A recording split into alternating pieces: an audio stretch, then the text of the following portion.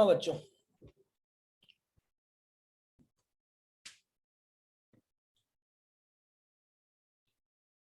Okay, कोई doubt किसी को?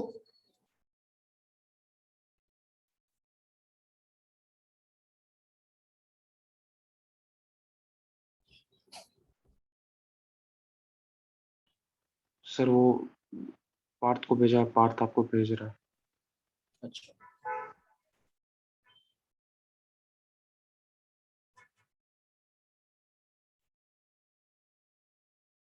नोट्स मिल गए ना सबको?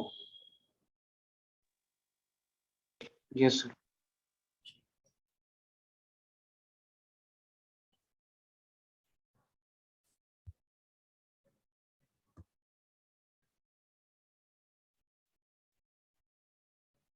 ये माइक अभी जो तुमको आवाज आ रही है वो एक बार सुनो, है ना? फिर मैं अभी माइक चेंज करा फिर बताओ। अभी आवाज कैसी आ रही है?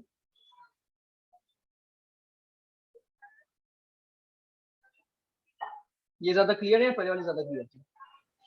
सर इसमें थोड़ा पिच लो है। और बैकग्राउंड आ रहा है कैसा, नॉइज ज्यादा? हाँ।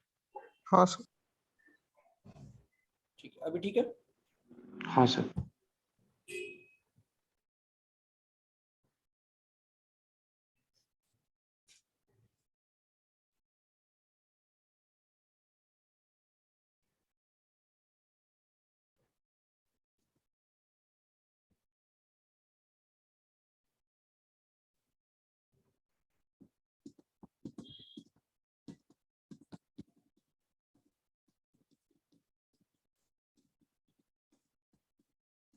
देखो टेम्परेचर सेम है दोनों में, मतलब दोनों का क्या बोलेंगे, काइनेटिक एनर्जी सेम होगी मॉलिक्यूल्स की, मॉलिक्यूल्स का इलेक्ट्रॉन और प्रोटॉन की।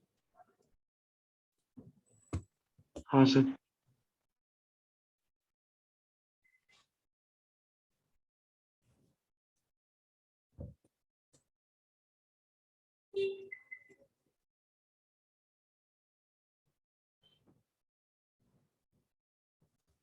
इसमें क्या होगा तुम्हारा? स्क्रीन दिख रही है ना मेरी? Yes sir.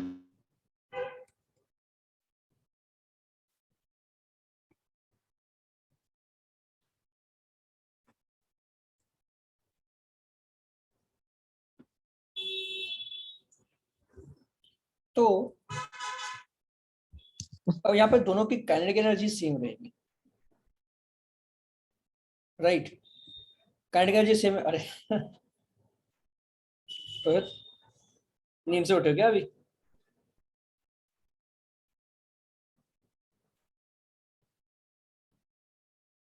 तो काइनेटिक एनर्जी सेम मतलब क्या, तुम्हारा मोमेंटम कितना बनेगा? अंडर रूट 2km होगा क्या momentum,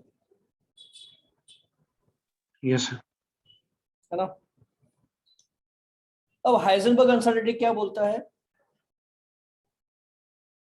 momentum dot delta we, नहीं, मोमेंटम डॉट डेल्टा एक्स तुम्हारा क्या होता है, कांस्टेंट रहता है, राइट? कुछ कांस्टेंट है ना हाइजेनबर्ग के हिसाब से।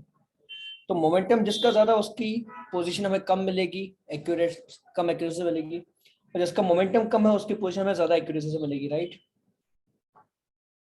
तो delta x electron by delta x proton कितना होगा तुम्हारा? P proton by p electron होगा, यानी कि under 2k mass of proton by 2k mass of electron. तो कौन सा ऑप्शन मार्क करेंगे? सी आ जाएगा ना? C. Yes sir.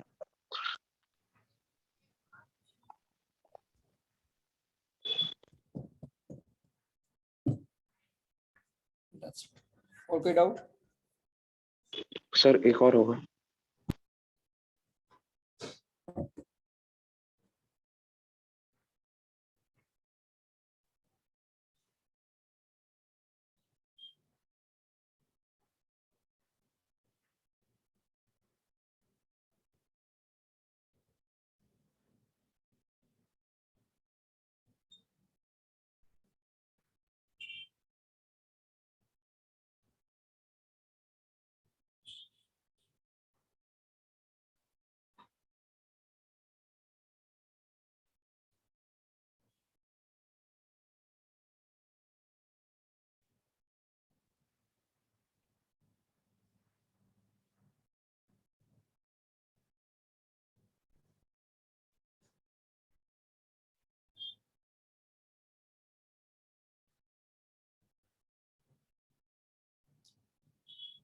Kinetic energy तुम्हारी कितनी होती है? √/2k।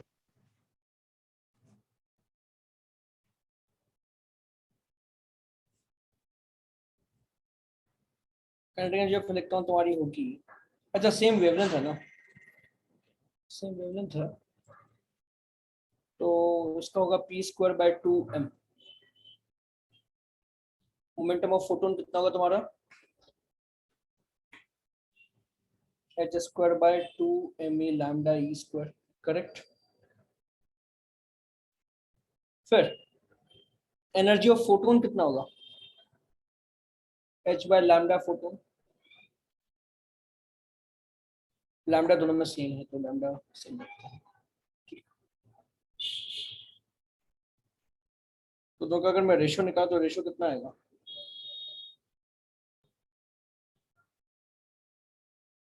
h/2me लैम्डा आएगा क्या?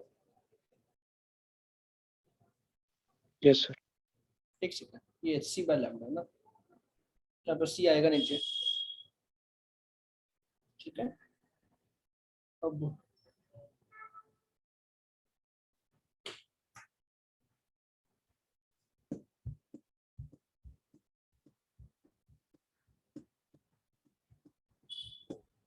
मैं मास ऑफ इलेक्ट्रॉन क्या लिख सकता हूँ?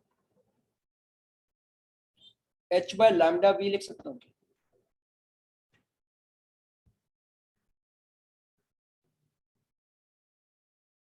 तो तुम्हारा लैम्डा me/h क्या हो जाएगा? 1/v होगा क्या? तो तुम्हारा v/2c आ जाएगा। Yes sir.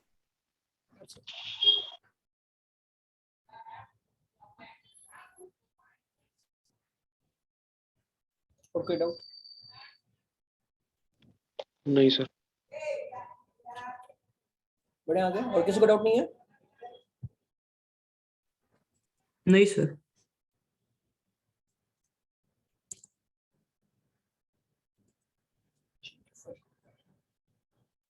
हाँ, हमने कल लाइमन सीरीज, बामर सीरीज वगैरह सारी देखी थी, राइट? तो एक क्वेश्चन करते हैं। लाइमन अल्फा की फ्रीक्वेंसी है f1, ठीक है। लाइमन बीटा की फ्रीक्वेंसी है f2 और बामर अल्फा की फ्रीक्वेंसी है f3, ठीक है। तो कौन सा ऑप्शन करेक्ट होगा?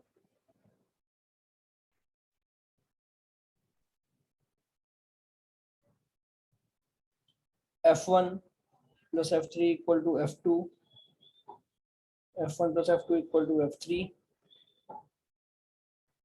f2 equal to रूट f1 f3 और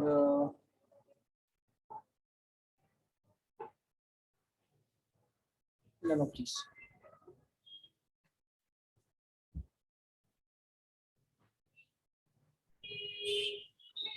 सर ऑप्शन ए। और कोई? आयुष ने किया हुआ है क्वेश्चन, लगता है पता नहीं। नहीं सर, ऐसा थोड़ी। देखते ही पहचान लिया क्या करना है। सर कॉमन सेंस लगाएं। और देखो तुम्हारा ये के शेल है, ये एल शेल है और ये एम शेल है। तो जब यहां से तुम नीचे आओगे तो फ्रीक्वेंसी f1 मिलेगी, यहां से नीचे आओगे पूरा तो फ्रीक्वेंसी f2 और ये तुम्हारी फ्रीक्वेंसी f3। अब इन दोनों की एनर्जी का सम इसके बराबर होगा क्या? Energy of Lyman alpha plus energy of Balmer alpha equal to energy of Lyman beta होगा क्या? बोलो। Yes sir. तो h f1 plus h f3 equal to h f2, तो ऑप्शन नहीं हो जाएगा तुम्हारा करेक्ट आंसर, ठीक है। एच कट जाएगा यहाँ से।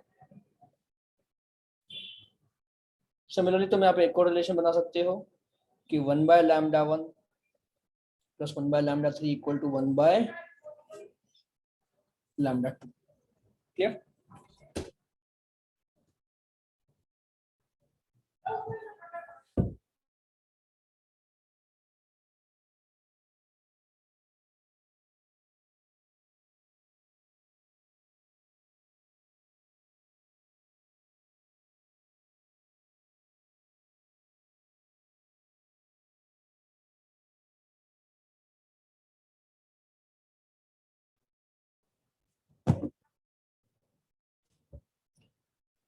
इस बिजनेस पे एक और क्वेश्चन बनता है।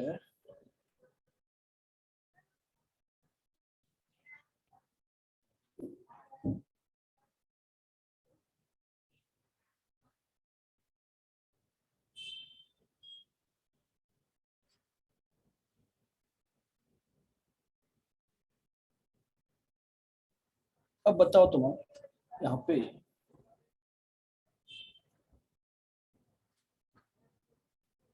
F1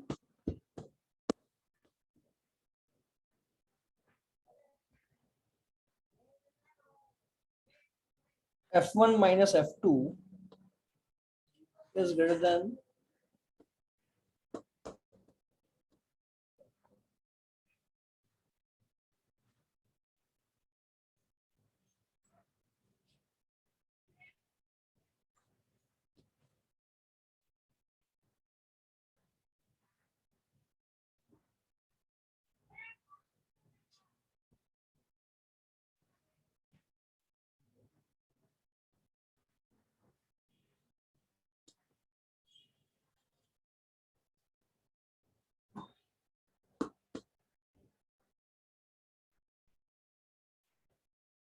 बताओ क्या है?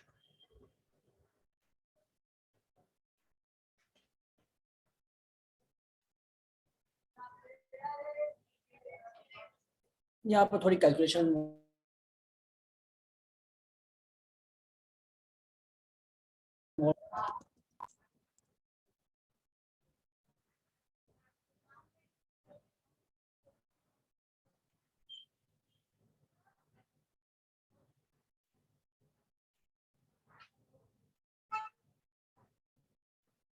Sir option B.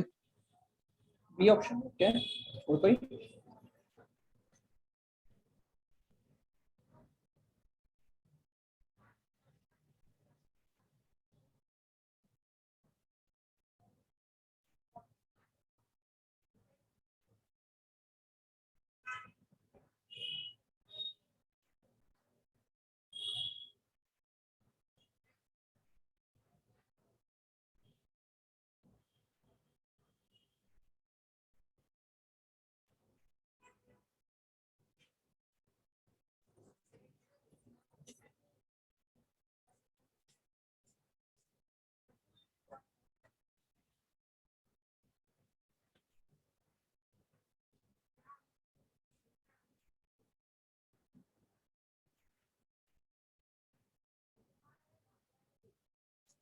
देखो कैसे होगा। सर बी होगा। बी ऑप्शन, ठीक है। F1 तुम्हें कैसे मिलेगा? देखो तुम्हारा 1 बाय लैम्डा क्या होता है? या मैं सीधे फ्रीक्वेंसी में कितना होगा? C by lambda that is equal to RC, है ना, इनटू Z स्क्वायर। Z तो यहाँ पे तुम्हारा 1 होगा, 1 by n1 square minus 1 by n2 square, ठीक है। तो F1 तुम्हारा कितना होगा? CR 1 माइनस 1 बाय 4 यानी कि 3 बाय 4 CR होगा। सिमिलरली F2 कितना आएगा बताओ? 1 माइनस 1 बाय 9, तो कितना है तुम्हारा? 8 bye 9 CR, right. F3 F4 कितना आ रहा है तुम्हारा?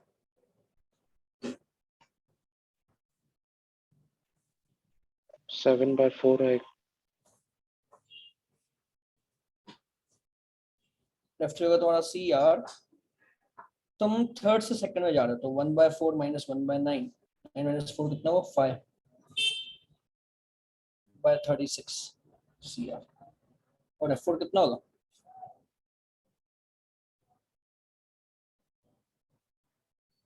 1 बाय 4 माइनस 1/16 तो कितना रहा है? 3/16। ठीक है, ये ठीक है ना?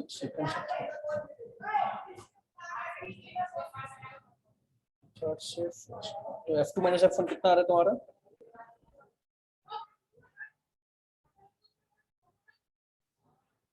नीचे 36 आ जाएगा और ऊपर क्या आएगा? 32 माइनस 18 तो 14 बना क्या? सर 5 आएगा ना? इनका डिफरेंस 5 आएगा कैसे? सर 5/36। ये सर ऊपर वाला 5/36 आएगा। हाँ 5/36 तो लिखो। अच्छा ये बोल रहे हो?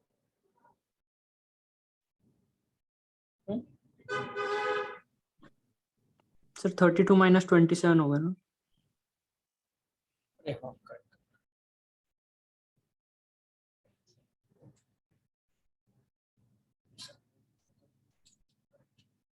अब यहाँ पे कितना आ रहा है तुम्हारा? F4 माइनस F3 करें तो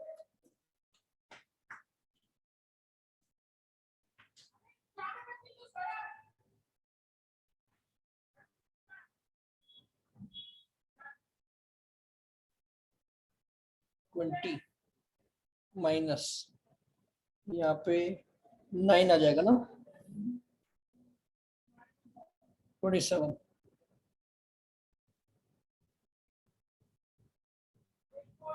एक्चुअली F3 माइनस F4 करना है हमें, ऊपर भी मुझे F4 माइनस F2 करना है। उल्टा लिखा है। तो मुझे क्या मिलेगा? 7। अब दोनों बताओ कौन सा ज्यादा है कौन सा कम है?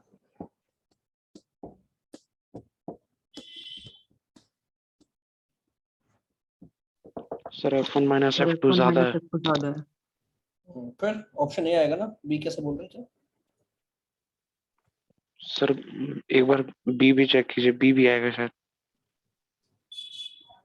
इसके साथ माइनस मल्टीप्लाई करो, इसके साथ माइनस अच्छा मल्टीप्लाई होगा तो यस, इनइक्वालिटी में माइनस मल्टीप्लाई करने से क्या होता है? रिवर्स हो जाएगा ना? इनइक्वालिटी चेंज हो जाएगा। फिर देखो एक्चुअली यहाँ पे एक फंडा समझो, यहाँ देखो जरा,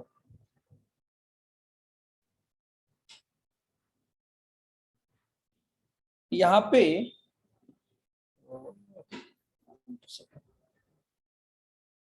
दोनों का गैप ज्यादा है, इन दोनों का गैप कम है।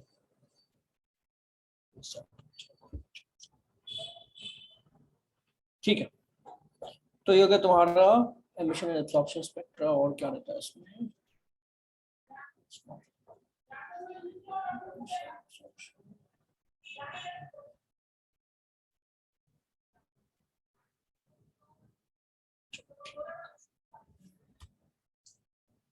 अब हम समझते हैं एक्सरेज। एक्सरे तुम्हारा क्या होता है?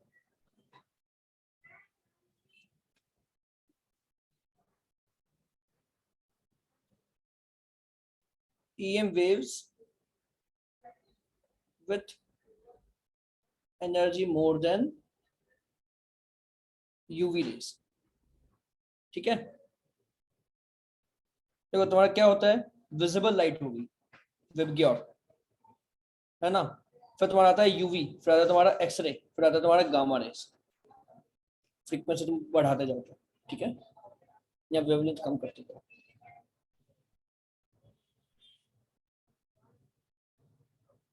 तो एक्सरेज तुम्हारी बनती कैसे हैं?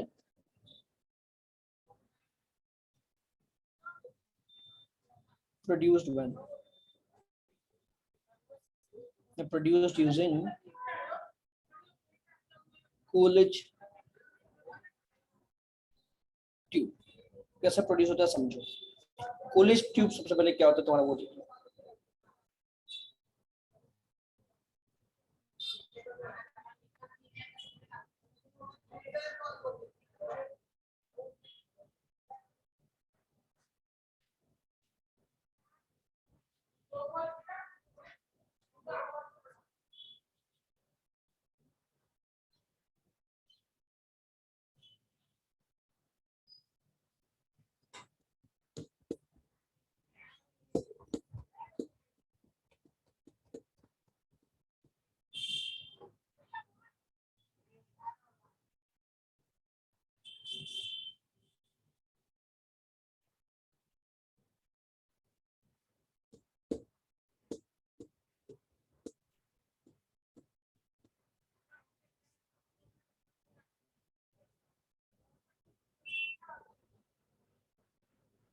देखो यहाँ पे क्या होता है। पहली बात तो यहाँ पे तुम्हारे पास एक कॉइल है, कैथोड है ये, है ना। इसके अक्रॉस मैंने वोल्टेज कनेक्ट किया है। क्यों कनेक्ट किया है?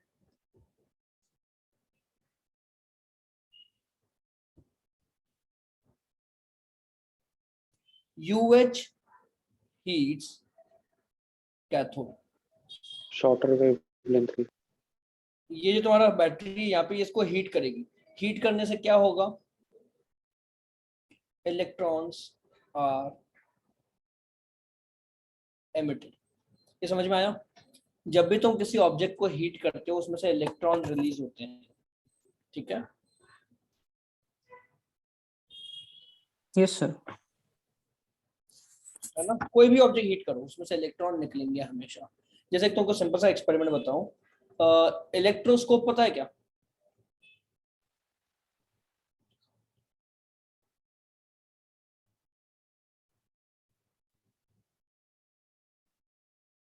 ये देखा है डिवाइस, फोटो देखा होगा कभी इलेक्ट्रोस्कोप?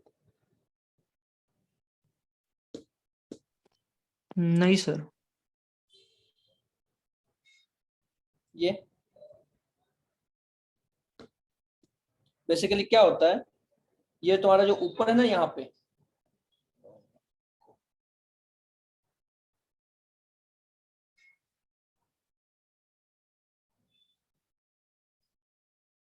ये यहाँ पे ना ऊपर क्या होता है, तुम इधर पे अगर मैं कोई कंडक्टिंग ऑब्जेक्ट टच करूं, है ना, तो क्या होगा, यहाँ से चार्ज ट्रांसफर होगा नीचे, और नीचे ये दोनों तुम्हारी गोल्ड लीफ होती है। तो गोल्ड दोनों मेटल हुए, अब दोनों को तुम्हारा सेम चार्ज आ जाएगा यहाँ पे। मान लो दोनों पॉजिटिव चार्ज हो गए, तो क्या करें, दोनों एक दूसरे को रिपेल करेंगे।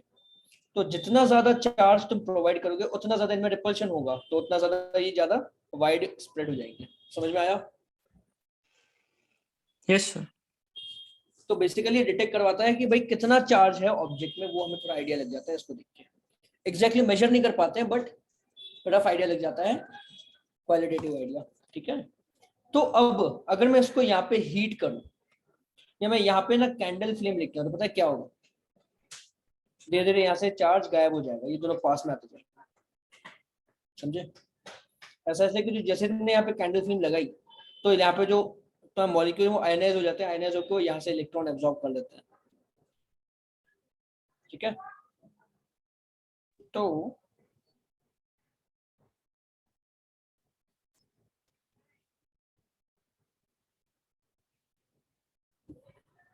बेसिकली किसी भी ऑब्जेक्ट को तुम हीट करोगे ना, वहाँ पे चार्ज ट्रांसफर होने लगता है, इलेक्ट्रॉन जैसे यहाँ पे create होते हैं। अब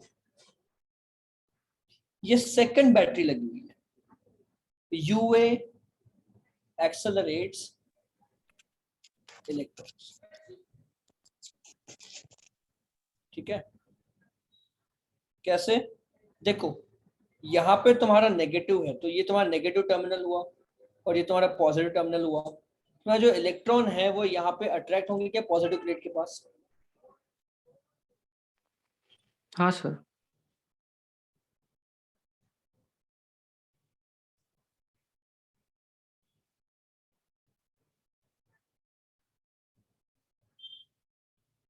ठीक है। तो अब when high energy electrons collide with anode, X-rays are emitted। तो जैसे ये इलेक्ट्रॉन यहाँ से निकल के, है ना, ये तुम्हारे देखो ये इलेक्ट्रॉन है, ये जैसे यहाँ पे जाके कोलाइड किया एनोड पे, तो यहाँ से एक्सरेज एमिट होंगे, ठीक है। High amount of heat is released,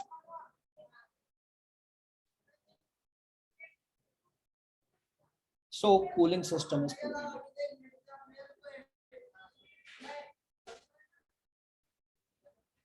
ठीक है। जैसे देखो यहाँ पे तो क्या हो रहा है, ये पानी अंदर जा रहा है, ये प्लेट को ठंडा करके वापस बाहर निकल आएगा। तो ऐसा कंटिन्यूअस वाटर सप्लाई रहता है ताकि वो प्लेट को गर्म होने से रोकता है। समझ में आया सबको कूलिंग ट्यूब कैसे काम करता है? Yes sir. Yes, sir. Yes sir.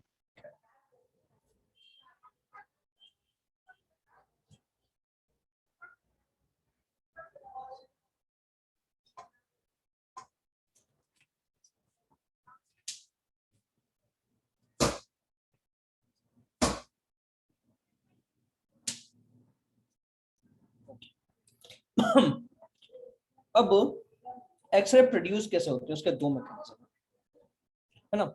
First of all एक पहले पॉइंट तो समझो, एनर्जी ऑफ बॉम्बार्डिंग इलेक्ट्रॉन्स तुम्हारी कितनी होगी, चार्ज ऑफ इलेक्ट्रॉन इनटू ये पोटेंशियल, तुम्हारा एक्सेलरेटिंग पोटेंशियल यू है या वी ए लिख देते हैं, ठीक है। उसको हम क्या बोलते हैं, एक्सेलरेटिंग पोटेंशियल, क्योंकि इलेक्ट्रॉन्स को एक्सेलरेट करेगा। समझ में आया? Yes sir. अब समझो,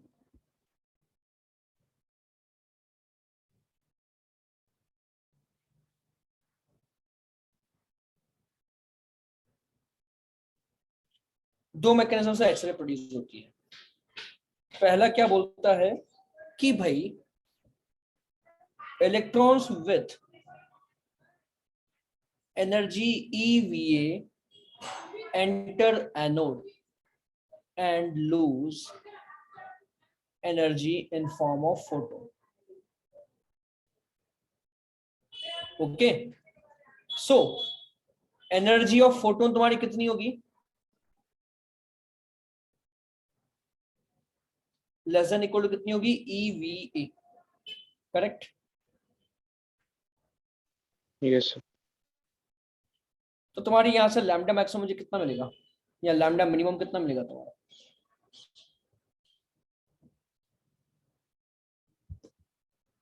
HC/EVA।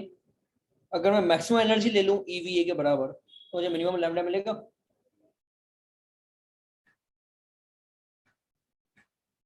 इसको हम बोलते हैं कंटिन्यूअस एक्सरे, ठीक है। तो इसका तुम ग्राफ बनाओगे कंटिन्यूअस एक्सरे का, इंटेंसिटी और वेवलेंथ का,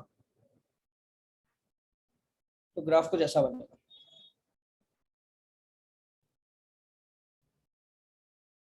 ठीक है, ये तुम्हारा क्या है, लैम्डा मिनिमम। तो इसको हम क्या बोलते हैं, कट ऑफ वेवलेंथ, ठीक है। ये तुम्हारी मिनिमम वेवलेंथ है, इसको हम बोलते हैं कट ऑफ वेवलेंथ। कोई डाउट इसमें? तो एक कंटिन्यूअस एक्सरे का ग्राफ कुछ ऐसा बनेगा। कितना क्लियर है? मतलब इलेक्ट्रॉन तुम्हारा एनोड में एंटर किया और इलेक्ट्रॉन ने डायरेक्टली अपनी एनर्जी लूज कर दी खुद, ठीक है। Yes sir. Yes sir. तो सेकंड मेथड क्या है एक्सरे एमिशन का, वो कहलाता है कैरेक्टरिस्टिक एक्सरे। तो इसमें क्या होगा, जैसे मान लो तुम्हारा जो एटम है मेटल का, एनोड जो है वो एक मेटल है, उसका ये एटम है, ये उसका के शेल हुआ, ये एल शेल हुआ, ये एम शेल हुआ। तो मानो तुम्हारे के शेल में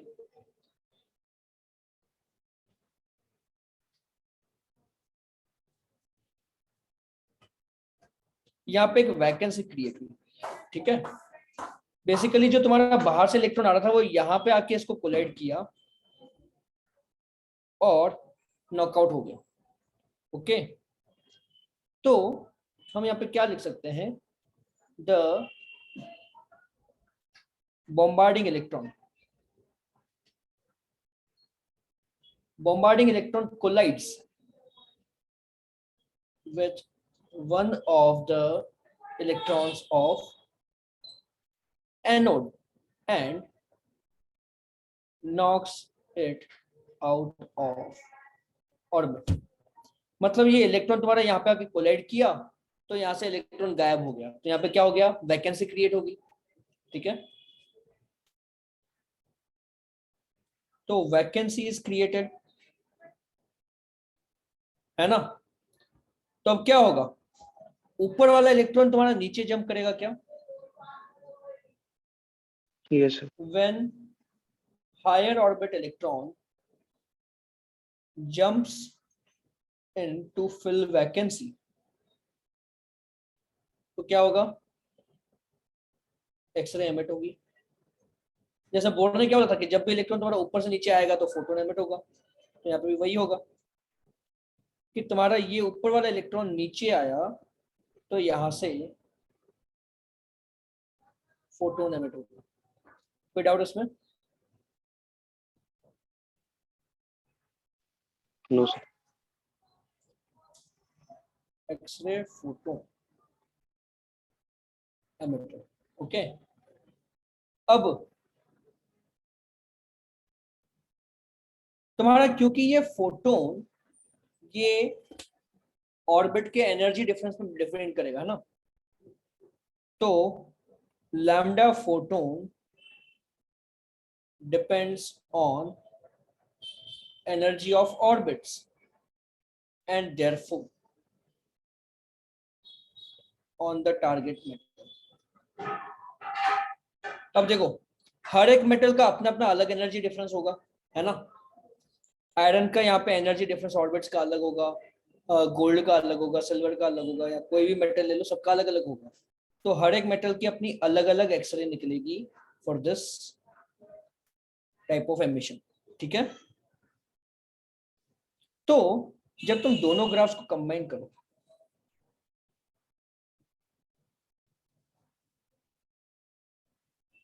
ऑन कंबाइनिंग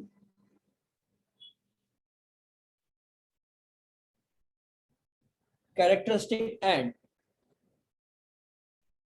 कंटिन्यूअस एक्सरे, तुम्हारा ग्राफ कैसा बनेगा?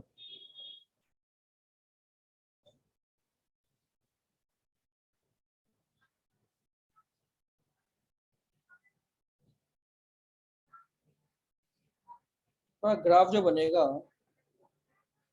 वो कुछ ऐसा बनेगा।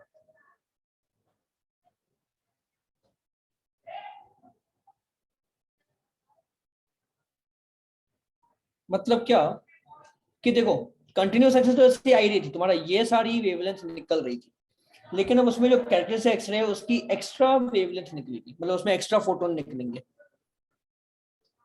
कंटिन्यूअस के थ्रू ये सारे फोटोन निकल रहे हैं, लेकिन कैरेक्टरिस्टिक एक्सरे की वजह से कुछ एक्स्ट्रा फोटोन यहाँ पे निकलेगा, यहाँ पे निकलेगा, यहाँ पे निकलेगा, तो इनकी इंटेंसिटी तुम्हारी बढ़ जाएगी, ठीक है। ये फोटोन्स की इंटेंसिटी बढ़ जाएगी, समझ में आया? Yes yes yes sir. अब मुझे एक बात बताओ, ये तुम्हारा के शेल में जब इलेक्ट्रॉन जंप करता है उसकी वेवलेंथ है, तो इन दोनों में से के अल्फा कौन सा होगा, के बीटा कौन सा होगा?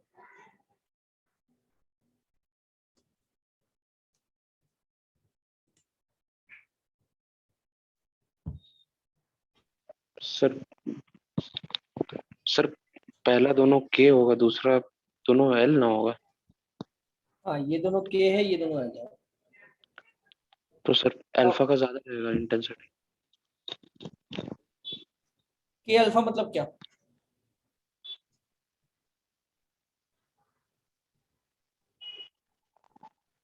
तुम थर्ड ऑर्बिट से फर्स्ट ऑर्बिट में आ रहे हो ना। हाँ सर। के बीटा मतलब, सॉरी थर्ड से सर, सॉरी, के अल्फा मतलब तुम सेकंड से फर्स्ट में आ रहे हो, के सेकंड से बीटा वन, मतलब थर्ड से वन 3 में आ to रहे हो। 1। यस तो किसकी एनर्जी ज्यादा होगी? सर, बीटा की। बेटा तो ये दोनों पीक में से के अल्फा कौन सा, के बीटा कौन सा? छोटा वाला के अल्फा, बड़ा वाला के बीटा। ये के बीटा होगा। तुम्हारी वेवलेंथ इस डायरेक्शन में इंक्रीज हो रही है, तो इसकी वेवलेंथ ज्यादा है, इसकी वेवलेंथ कम है, सोचो।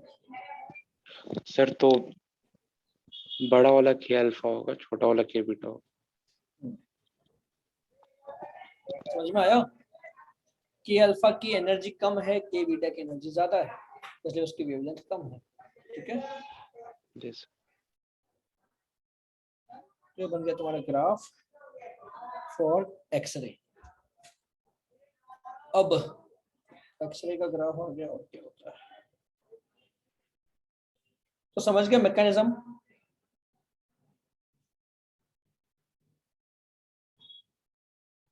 तो यहाँ पे एक चीज नोट करने लायक क्या है तुम्हारा,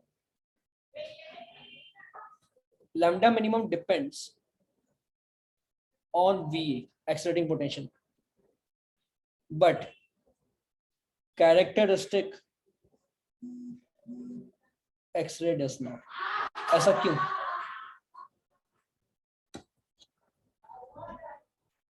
हम्म?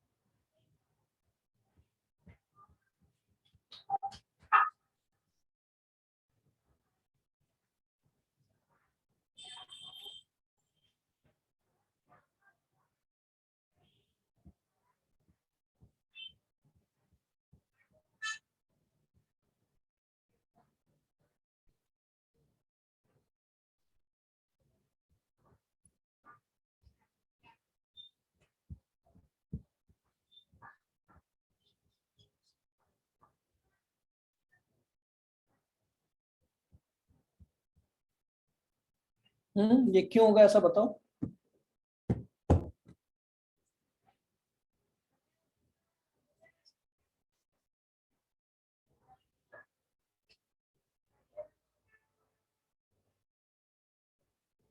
देखो सिंपल सी बात है, तुम्हारा कैरेक्टरिस्टिक किस पे डिपेंड कर रही है? एनर्जी डिफरेंस बिटवीन ऑर्बिट्स, है ना। तो तुमने यहाँ पे वोल्टेज कितना लगाया, उससे कोई फर्क पड़ेगा क्या एनर्जी डिफरेंस पे? नहीं पड़ेगा। लेकिन तुम्हारा जो लैम्डा मिनिमम है वो डिपेंड कर रहा है कि इलेक्ट्रॉन कितनी एनर्जी गेन करके यहाँ पे कोलाइड करता है। ठीक है, तो जितना ज्यादा वोल्टेज उतना ज्यादा इलेक्ट्रॉन एनर्जी गेन करेगा, तो लैम्डा मिनिमम उतना छोटा होता जाएगा। आया समझ में? Yes sir. Yes sir. Father तुम्हारा मोजलेस लॉ,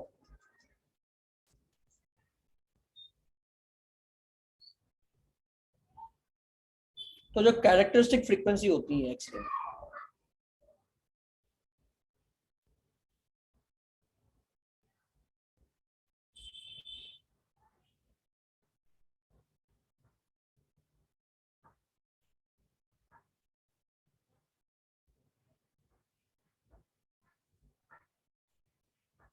इसको हम बोलते हैं शील्डिंग कांस्टेंट। ये तुम्हारा एटॉमिक नंबर हुआ, ठीक है। तो ये मोजलेस लॉ, समझ में आया? सर शील्डिंग कांस्टेंट का वैल्यू बताता हूँ। और ए भी तुम्हारा कोई कांस्टेंट है, उसका मुझे नाम याद नहीं, बस कांस्टेंट है। अब यहाँ पे बात ऐसी है कि तुम्हारा जो बी है वो तुम्हारा डिपेंड करेगा कि कौन सा ट्रांजिशन हो रहा है, ठीक है। और प्लस मटेरियल पे डिपेंड करता है। और ए जो तुम्हारा है वो भी तुम्हारा मटेरियल पे डिपेंड करता है। नहीं, ए मटेरियल पे डिपेंड नहीं करेगा, मोरलेस नहीं करता है, ठीक है। तो जो मोजलेस लॉ है ये हम डिराइव करेंगे अभी, तो तुमको अपना समझ में आएगा कि शील्डिंग कांस्टेंट क्या है, वो अपना समझ में आ जाएगा। तो डिराइविंग मोजलेस लॉ यूजिंग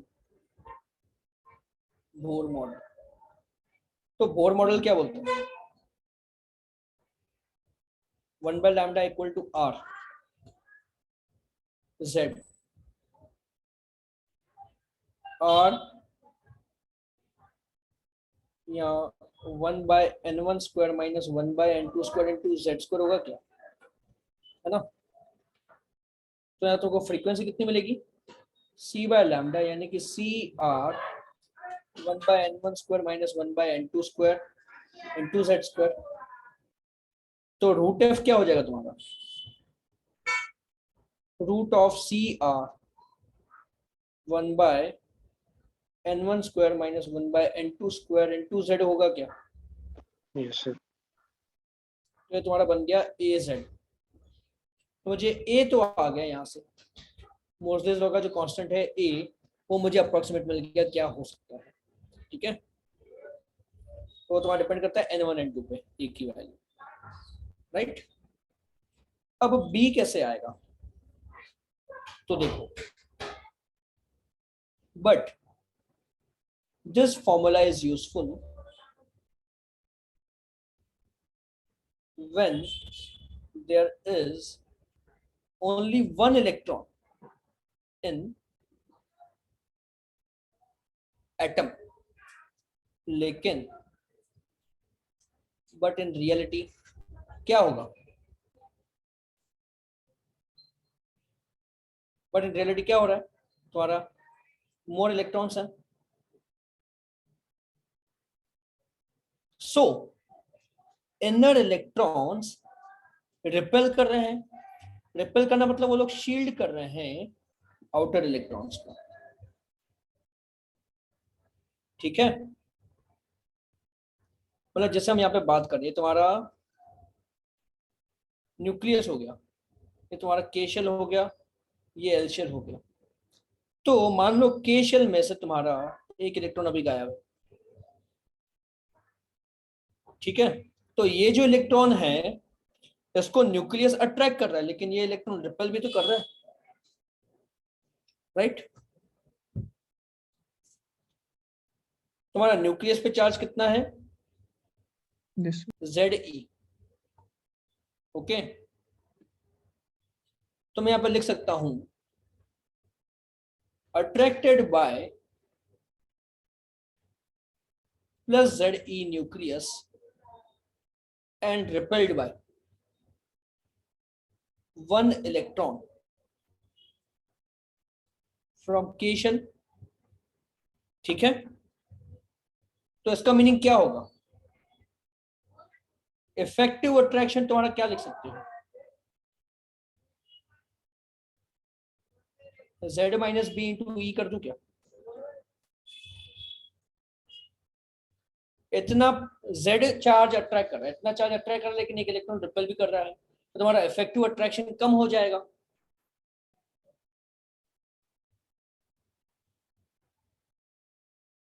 आया समझ में।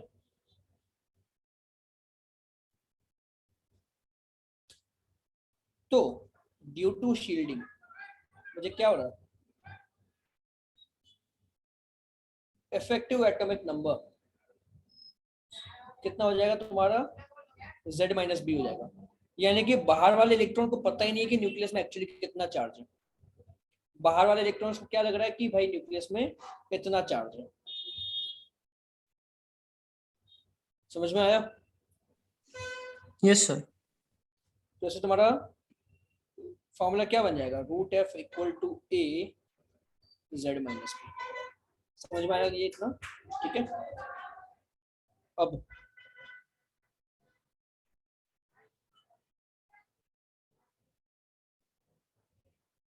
यहाँ पे एक पॉइंट और नोट कीजिए,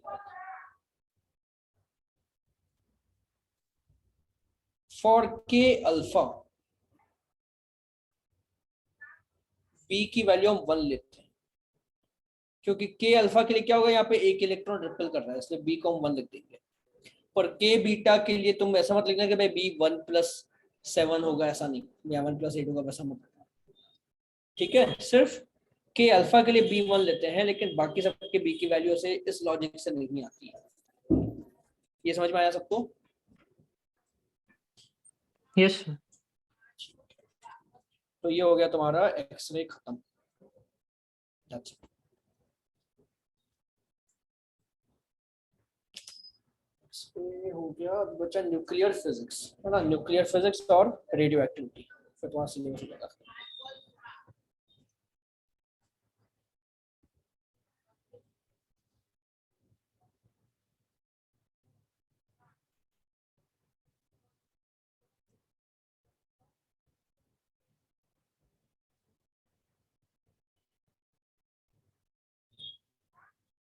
फिफ्थ वाला क्वेश्चन सॉल्व करो, फोर्थ और फिफ्थ दोनों बताओ।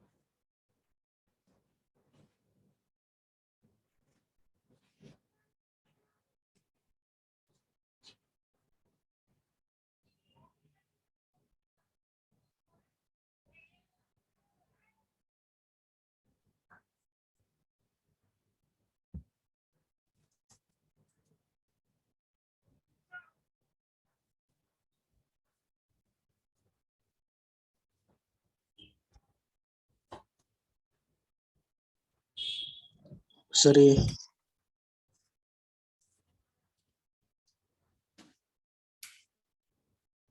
फोर्थ का फिफ्थ का बोलो। अच्छा फोर्थ का बताओ।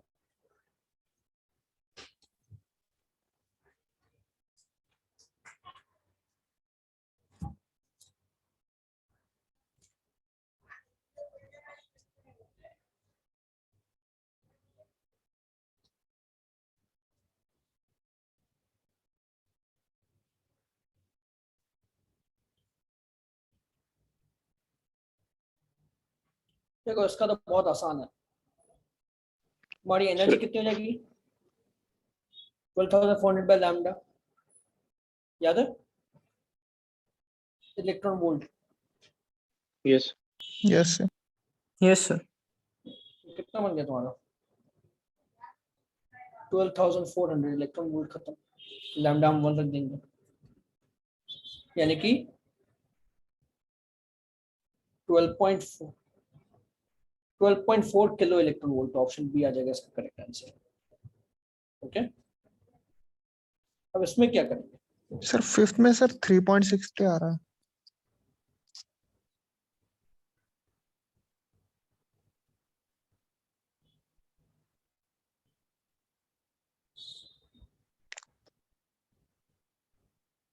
तो 2 चार्ज ऑफ इलेक्ट्रॉन कितना है 1.6 10 पावर माइनस 19। वोल्टेज कितना लग रहा है हमारा 15,000 और मास ऑफ इलेक्ट्रॉन कितना है 9 इंटू 10 पावर माइनस 13। तो कितना आ रहा है मेरे पास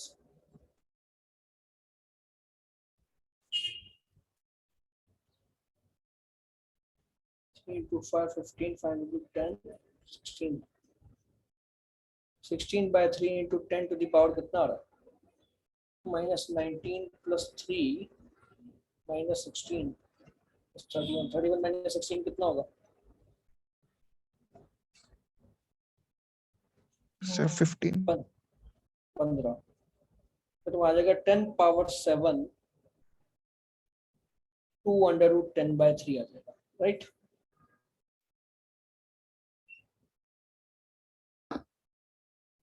तो उसको सिंप्लीफाई करो आ जाएगा आंसर, ठीक है। सर दोनों को इक्वेट नहीं कर सकते थे क्या? Half M V square equals to 15 kilowatt. 15 kilowatt into charge ना, वही तो किया है, ठीक है। सर वो 4 इंटू आएगा ना। हाँ सर 16 था 2 है। 16 का रूट 4, ठीक है।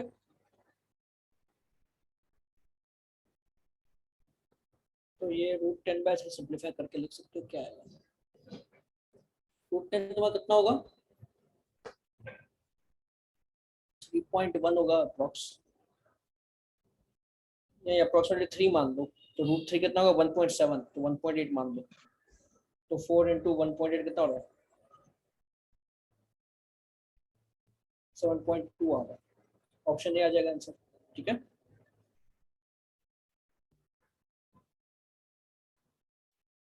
कोई डाउट? नहीं sir.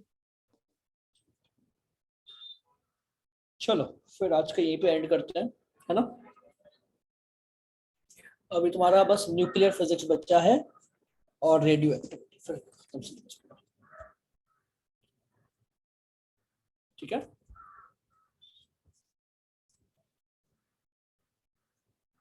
Thank you sir. Sir bye sir. Bye bye. Thank you sir.